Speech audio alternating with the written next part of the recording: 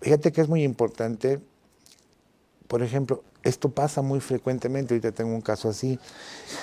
Eh, en ocasiones hay, eh, digamos que préstamos en las empresas, préstamos ya sea de los mismos socios o préstamos de terceros, pero no se documentan.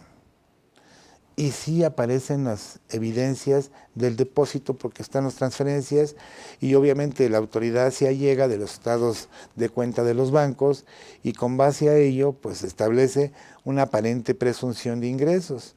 Y si no tenemos el soporte documental de cómo llegó ese dinero a la empresa, pues el fisco lo considera como un ingreso. Y como tal, al no generar un pago de un impuesto, pues dice el fisco, me debes. Esto hay que evitarlo. ¿Cómo lo evitamos? Haciendo los contratos. Hay dos tipos de contrato. El contrato de mutuo, que es civil, y el contrato de préstamo, que es mercantil. La diferencia, ¿okay? Ambos son válidos, desde luego. La diferencia es que el mercantil solamente el dinero que recibas se ocupa para los fines del negocio. Esa es la característica del mercantil y las tasas de interés, las legales, pueden pactar mayor o menor o incluso sin interés. Eso ya será decisión de las partes. Y el civil, que también tiene tasas de interés, que es el mutuo, lo puede destinar para cualquier fin. Entonces, sí es importante en el caso de préstamos, primero separar, ¿es mercantil o es civil? Si es civil es mutuo, si es mercantil es préstamo. Ok, si es préstamo mercantil, ¿a qué lo voy a destinar? A fines del negocio, no puedo destinar a otra cosa, ¿ok? Rompe con su naturaleza. Y fijar unas tasas de interés de acuerdo a que las partes pacten. Si las partes no pactan, se aplican los intereses legales. Por eso es muy importante que pacten. Puede ser incluso un pacto de no cobro de interés, no pasa nada. Si cobran interés, acuérdense que causa IVA. Entonces, todas las connotaciones que conlleva este proceso es de ejemplo de los préstamos. Pero esto es muy importante porque de ahí se agarra mucho el fisco para poder determinar supuestas diferencias en el pago de contribuciones. Entonces, espero que te hayamos contestado, mi querido Eder Fabián. Antonio Ferrer, gracias, mi querido Antonio. Respecto a lo que comento y las posturas de diversos autores sobre que artículo 5 establece, pero si es posible su interpretación, te lo estás viendo. Claro que eso es posible su interpretación, lo estamos platicando, desde luego que es posible, pero las otras. Todo lo que no sea, cargas, excepciones, infracciones y sanciones. Lo demás me lo interpretas, desde luego que sí. Pero para saber interpretar hay que conocer los métodos de interpretación. La pregunta es, ¿cuántos métodos hay? A lo mejor no conocemos los métodos. Entonces hay que ver método por, mejor dicho, modelo por modelo para conocer métodos. Porque te decía, el judicial, ¿cuál es el judicial? Donde ya hubo un pronunciamiento por algún tribunal. El tribunal dio a conocer a través de una tesis o de una jurisprudencia cuál es el criterio a seguir con respecto al tratamiento que se le debe dar, por ejemplo, a este rubro. Entonces ya tenemos una interpretación judicial. Eso se llama interpretación judicial y es un método sistemático. El sistemático todo debe de coincidir. ¿Estás de acuerdo? Si este es A y este es B y se pueden unir, ¿por qué se unen? Pero si A y B chocan, porque no son compatibles, pues nunca los vas a poder unir.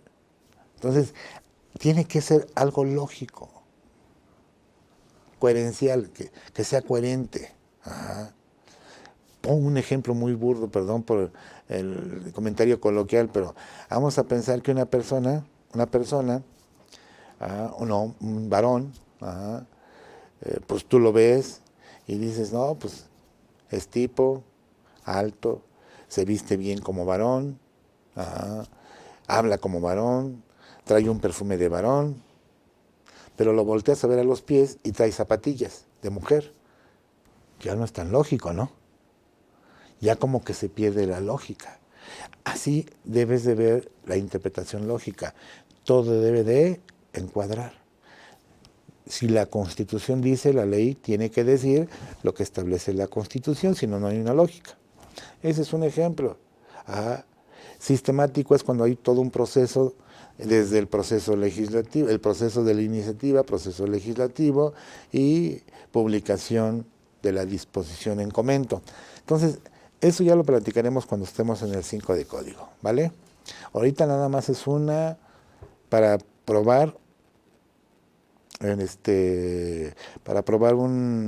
una pequeña pruebita para que vayan saboreando todo lo que vamos a ver de código fiscal, que espero de verdad se traduzca en ustedes en un beneficio que les dé una mejor calidad de vida, pero sobre todo mejorar sus ingresos, su desarrollo personal y ofrecer una solución ante una situación real, concreta, en la cual podamos opinar con certeza, con resultados confiables.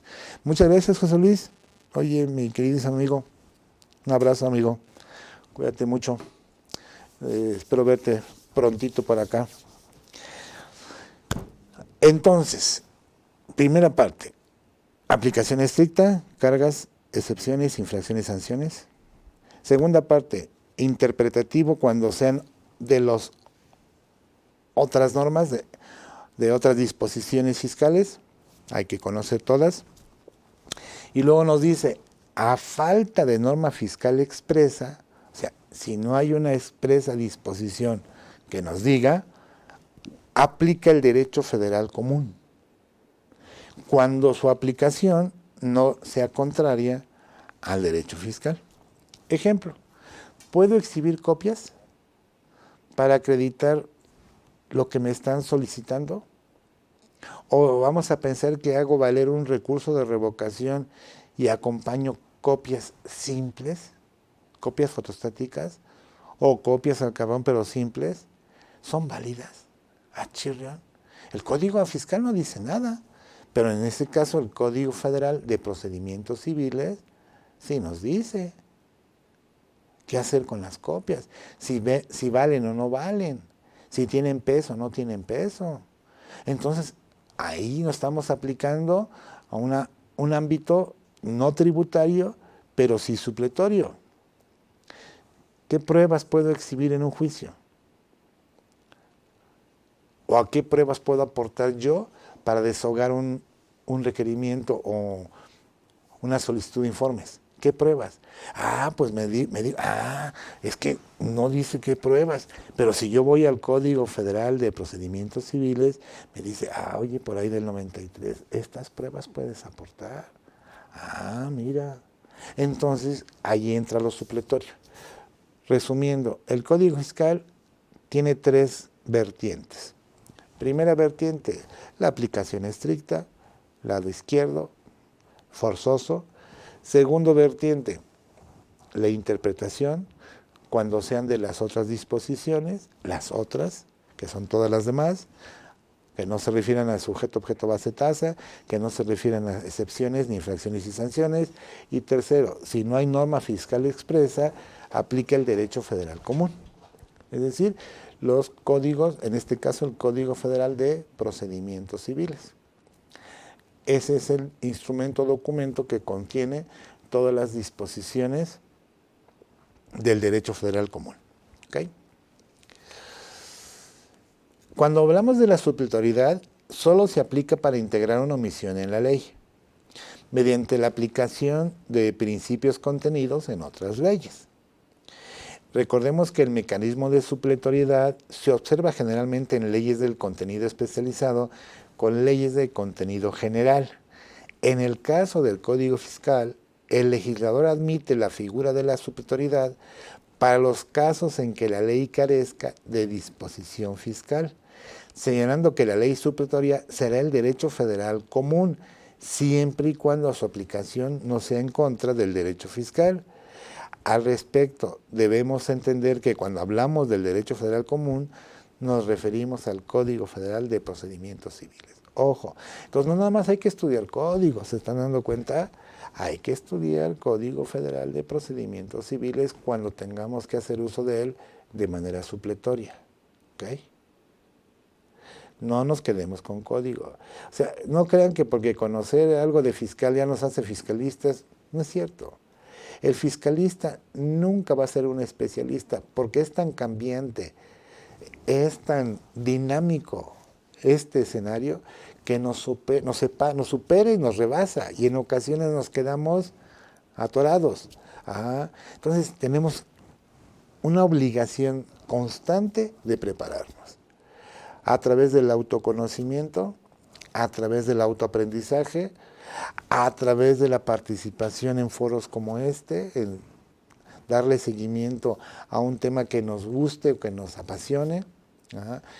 Y eso es algo muy importante. Si estamos en este medio es porque nos gusta. Es decir, a mí me apasiona la materia fiscal. Todo lo que tiene que ver con la materia fiscal y en particular me gustan mucho los salarios, todo el tema de salarios, pero no significa que no pueda aprender otras cosas o que no me gusten otras cosas. Me gusta mucho código. Yo me inicié precisamente en mis inicios profesionales con Código Fiscal de la Federación hace ya 40 y tantos años, cuando era colaborador del Estado, trabajaba en ese entonces la Secretaría de Hacienda y Crédito Público hace ya décadas, y me gustó mucho el código. Y después me llamó mucho la seguridad social y me ubica mucha gente por seguridad social. Sin embargo, pues me gusta mucho toda la parte tributaria, específicamente la contenciosa, me gusta mucho la operatividad. Tenemos otra pregunta, déjenme contestarle, no sean malitos. Dice...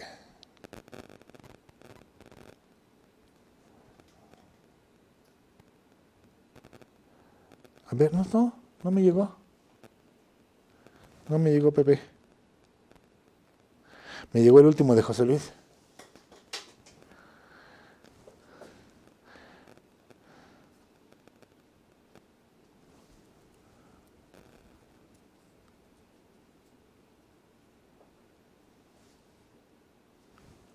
No me llega. Perdón. A ver. Miriam. Ya. Perdón, Miriam. Una orden de compra sustituye un contrato, no, mija. No. Es un documento complementario. ¿Ok? Es más, mira, yo te diría, siendo excesivamente conservador, digo, no es así, pero si pudieras, yo sugeriría que te vieras, por ejemplo, propuestas de 2, 3 o en su caso más proveedores. Como si fueras a licitar tu compra y que tú elijas al proveedor pues, que te ofrezca el mejor precio, el mejor servicio, la mejor calidad, etcétera, etcétera. ¿Ok? Uno, elijas realizar la compra. Esa compra, si es de un monto considerable o es o repercute en tu economía, en tus finanzas, yo diría que esa operación la avale la asamblea de accionistas o el consejo de administración, ¿okay? De preferencia. Son mis comentarios, son mis sugerencias. No significa que así, pero le fortaleces muchísimo, sobre todo para cualquier conflicto futuro, sobre todo en temas como renta, operaciones simuladas y cosas por el estilo. Razón de negocios, taca. Que avale tu operación el comisario en términos del 166, fracción tercera del Código de la Ley General de Sociedades Mercantiles. Y, desde luego, Reina, hasta el contrato, mija. Y de preferencia, insisto, en pleitos sí les podemos ganar o les podemos pelear o le podemos buscar, pero, ojo, en pleito, pero no todo el mundo se va a pleito, la proporción de gentes que pelean es mínima. Entonces, para evitarte un pleito, evitarte el desgaste, y los honorarios, y las garantías, y la intranquilidad, y los nervios, y todo lo que conlleva un juicio que se llevan meses, e incluso hasta pueden pasar más de un año en tener una sentencia que ni sabemos si es buena o no es mala, y no es porque no sea interés del defensor buscar una solución positiva. El problema no es el defensor, el problema son los jueces. Yo siempre les he dicho, y soy muy ético y honesto con clientes en defensa, mira, yo te doy el 100 de mis 50. O sea, yo me entrego el 100% del 50% que está bajo mi control. Porque el otro 50% depende de un juez. Si el juez analiza mi argumentación, mis pruebas, mi convicción de lo que le estoy pidiendo, probablemente me conceda. Pero el juez es un humano y también se puede equivocar. ¿Y qué tal que ese día está de mal humor, o está molesto, o tiene un problema familiar, o amaneció indispuesto, o tomó demasiado el día de ayer y su cabeza no le permite un raciocinio y nos falla en contra? Hijo de la mierda, pues hay que seguirle el pleito hasta que termine, sí, pero eso es intranquilidad, es incertidumbre para un cliente. Entonces, evitemos eso. Dale fecha cierta a tus contratos, porfa, no seas malita, mi querida Miriam. Eres una SA que recibe préstamos de sus socios, ay, chirrión, de origen americano, ¿ok? Gastos operativos, porque aún no eres autosuficiente, no contamos con ningún tipo de contrato y no pagamos intereses. Mija, ya quedamos, hasta los contratos, incluso del extranjero, puedes hacerlo en el extranjero, no pasa nada, ¿ok? Si son inversionistas extranjeros. Pero si lo puedes hacer en México, porque el dinero se sitúa en México, sería mejor, ¿ok? Y hasta el mutuo o hasta el préstamo mercantil. Por lo que veo es un préstamo mercantil. ¿Por qué? Porque lo están usando para fines del negocio en el aspecto operativo. Entonces, un préstamo mercantil sin intereses o con intereses como lo pacten. Recuérdate del 13 del Código Civil Federal. Dice que los actos que se hagan en México se regulan por leyes mexicanas. Entonces, independientemente de la procedencia de tus socios, el acto se hizo en México. Por lo tanto, sí te sugeriría que hicieras y lo soportaras, ¿ok? Creo que tenemos otra. Elizabeth. Perdón, espero te haya ayudado Miriam. Elizabeth, oye, gracias mi querida Elizabeth por tus felicidades, muchas gracias. Estamos refrescando, así es, el Código Fiscal. Sí, ya tenía como 3 o 4 años que no nos veíamos con Código Fiscal. Entonces vamos a refrescarnos. Miren, tomen esto como una sugerencia y reflexión que espero les sirva para su vida. ¿Okay? La teoría de la suerte es para muchos, pues, el sacarse la lotería, el tener un buen trabajo, el poderse comprar un buen carro. Dice, qué suerte tuve. Yo difiero un poquito de la existencia de esa tal suerte. Para mí la suerte es la conjunción de dos fenómenos. Hagan de cuenta que es dos líneas perpendiculares, ¿ok? Si alcanzan a ver mis manos, ¿no? Esta línea es la línea de la oportunidad. Esta línea es la línea de la capacidad. Cuando las dos se juntan y hacen el punto de contacto, es cuando muchos lo llaman suerte, yo no lo llamo así. Yo lo llamo resultado. ¿Por qué? Con ejemplos. Ahorita me están vendiendo un coche que en el mercado está en 200,000, es un ejemplo, no es realidad, es un ejemplo, 200,000 pesos. Y el vendedor me dice, ¿tienes 80,000 pesos y te lo llevas? Fíjense qué oportunidad. Pero si no tengo los 80,000 pesos, no tuve la capacidad. Entonces, ¿qué digo? ¿Qué mala suerte? No, debo de preocuparme por la capacidad para poder aprovechar ese tipo de oportunidades. Pues déjenme decirle que las oportunidades están todos los días. Y ahí les doy otro ejemplo. Es un ejemplo, invitan a uno de nosotros, a ustedes o a mí, a ser gerente general en una empresa.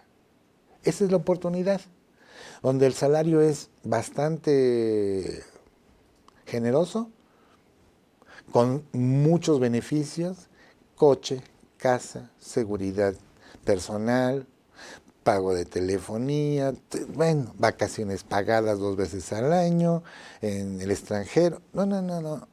Es una oportunidad de oro. ¿Por qué los voltearon a ver ustedes? O a mí. Porque somos capaces para desempeñar ese puesto, ese encargo. Entonces, se dan cuenta que si se juntan los dos, se da el resultado. Entonces, yo asocio la suerte a la conjunción de dos factores, la oportunidad y la capacidad. Si yo soy capaz, la oportunidad siempre va a estar cercano a nuestras vidas, porque hay muchas oportunidades, pero solamente cuando somos capaces vamos a lograr ese resultado. Entonces, no nos preocupemos por la oportunidad, preocupémonos por la capacidad. ¿Qué estamos haciendo? Estudiando para ser más capaces, para enfrentar de mejor manera algunos problemas y darle soluciones concretas a esos problemas. ¿Ok? Entonces, perdón por mi filosofía barata, pero es un ejemplo, es una teoría que yo pero en lo personal manejo hace muchos años y pues como les digo, yo también me sigo preparando todos los días, me sigo capacitando, sigo estudiando, no dejo de estudiar, no dejo de aprender, porque esto se va innovando, se va construyendo todos los días, es muy dinámico. Además, van llegando nuevos jueces, van llegando nuevas autoridades, nuevos escenarios y tenemos que estar a la vanguardia, no nos podemos quedar. Así que Elizabeth, gracias por tus comentarios, qué bueno que nos estés siguiendo, qué bueno, por lo que veo ya participaste en ese diplomado en código. Por cierto que fue presencial, porque todavía fue antes, mucho antes de la pandemia. Esperemos que pronto podamos hacerlo de manera presencial. Se extraña, se extraña. Siempre es un poco raro estar frente a una cámara y que no te pregunte la cámara. Se siente raro, es fría. Se te queda viendo con un ojo nada más. Entonces, sí, yo estoy muy acostumbrado a los presenciales, toda mi vida fueron cursos presenciales. Y ahorita con CADEFI, con esta nueva modalidad o versión o necesidad ante la situación de la pandemia, pues bueno. Por cierto, los invitamos al Congreso el 22 de mayo. Qué bueno, ya me acordé. CADEFI organiza un congreso fiscal, no sé qué número de congreso es, la verdad, no recuerdo en este momento. Va a haber 15 expositores, 15 ponentes, por ahí estaremos Dios mediante, si Dios no dice otra cosa, para el día 22 de mayo, así que los invitamos, ojalá se puedan inscribir, creo todavía quedan algunos lugares. Va a ser de las dos vías, presencial y línea, exactamente. Creo que presencial nada más con cierto número de gentes, porque los hoteles están limitando el aforo por la cuestión de la pandemia. ¿Ok? Muy bien, los invitamos. A ver, unas preguntitas más. Margarita.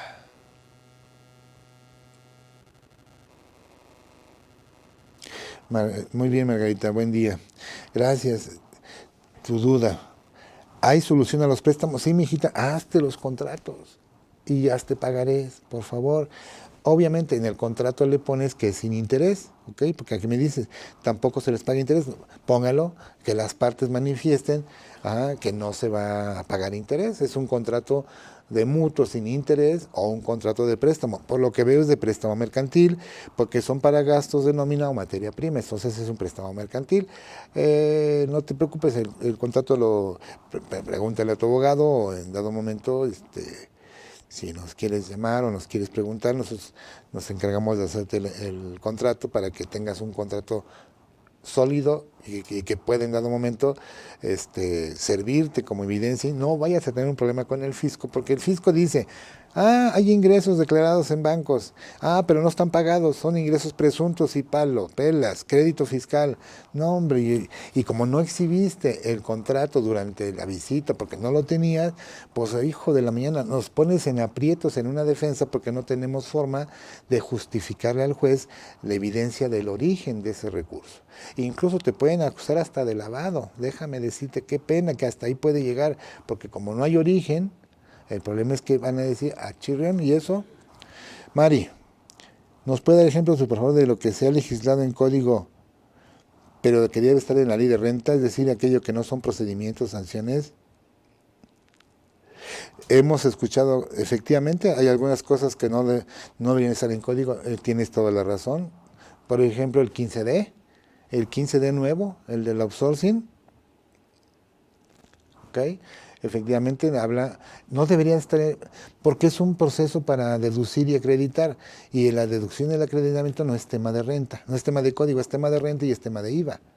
Sin embargo, pues sabemos que el legislador, en aras de cuidar o de querer cuidar las cosas, pues insertó, en mi opinión, no correctamente en el Código Fiscal un procedimiento que debía de estar en renta y en IVA, que sí está, al final de cuentas, sí está. Entonces, se duplica y se genera incluso hasta una antinomía. Ya platicaremos de eso. Elizabeth, no, fíjate que la fecha cierta, mijan, no está en ley. La fecha cierta es producto de una interpretación judicial en una jurisprudencia de diciembre de 2019. Ojo, no lo va, ese es lo supletorio, acuérdate lo que veíamos, ¿ok? Ahí estamos interpretando de manera judicial. La Corte, en una serie de asuntos, vía jurisprudencia, por contradicción de tesis, que ya también platicaremos de eso, la jurisprudencia se construye principalmente por tres motivos. La reiteración de criterios, que ahora ya desaparece con las reformas al Poder Judicial, la contradicción de tesis, que sigue vigente, es decir, hay una tesis de la sala 1, una tesis de la sala 2, por dar un ejemplo, son opuestas, y entonces viene la Corte, el Pleno de la Corte, y decide cuál debe prevalecer. Y en este caso, la de fecha cierta fue precisamente por una jurisprudencia por contradicción, donde la segunda sala dijo, se requiere fecha cierta. El criterio anterior era que los documentos privados no requerían fecha cierta. Ese era el alcance, era una belleza. Sin embargo, a partir de diciembre de 2019, pues la Corte dijo, oye, si vas a exhibir documentos para desvirtuar situaciones de compras, gastos, adquisiciones, y tienes contratos, pues déjame decirte que necesitamos la fecha cierta de ese contrato. Chirrión. Oye, ¿cómo la consigo? Dice, pues pasado ante la fe de un fedatario público o de un juez, ¿okay? O de una autoridad municipal o gubernativa. Chirrión. Si no lo tengo, pues la autoridad lo puede rechazar. Sí, definitivamente. Te puede rechazar la operación y por lo tanto te puede rechazar el gasto, en la deducción y el acreditamiento. Eso nace en 2019 en materia de fecha cierta. Así que no está en ley, amiga, no te puedo ayudar, Liz, porque no hay artículo en la ley que lo diga. ¿Estamos de acuerdo? Perdón, pero pues no te puedo ayudar, mi querida Elizabeth. Digo, dándote el artículo de ley. Muy bien, nuestros amigos de Face, nos vemos, espero que nos hayan seguido, espero que les haya sido útil esta primera charla, o este pedacito de charla, invitándolos a que se vayan, se inscriban o suscriban a CADEFI, y espero verlos en otra ocasión, en otro de los eventos de este seminario o en uno de los cursos que tenemos agendados y programados por aquí. Ya verán la publicidad, y si alguien se interesa estar con nosotros el día 22, pues adelante, los esperamos el 22. Hablen a CADEFI para que les den informes. Gracias, cuídense mucho. Bueno, escenario económico fiscal 2021. Ya dejamos la parte de la introducción hacia lo que es el derecho público y privado. ¿Estamos de acuerdo? Escenario económico fiscal. El escenario económico fiscal está compuesto por una cuestión de política económica. Esa cuestión política económica se le llama, para efectos gubernativos o del Estado, criterios generales de política económica. En esos criterios generales de política económica están por lo menos 4 cosas. Los criterios, 1, la ley de ingresos, 2, el presupuesto de egresos, 3, y lo que se le ha llamado la miscelánea fiscal, no la resolución miscelánea. Miscelánea fiscal se le llama así porque durante ese paquete económico, se van a modificar algunas leyes en materia tributaria, algunas leyes sustantivas, como puede ser IVA, puede ser IEPS, puede ser renta, puede ser código, etc. Entonces, esa miscelánea fiscal que abarca más de una ley fiscal, se le conoce como la miscelánea fiscal de cada año, no la resolución miscelánea. Esa es otra situación del artículo 33 del Código, que ya hablaremos de ella y sus alcances, sus efectos, si es impugnable, si no es impugnable, todo eso ya lo platicaremos.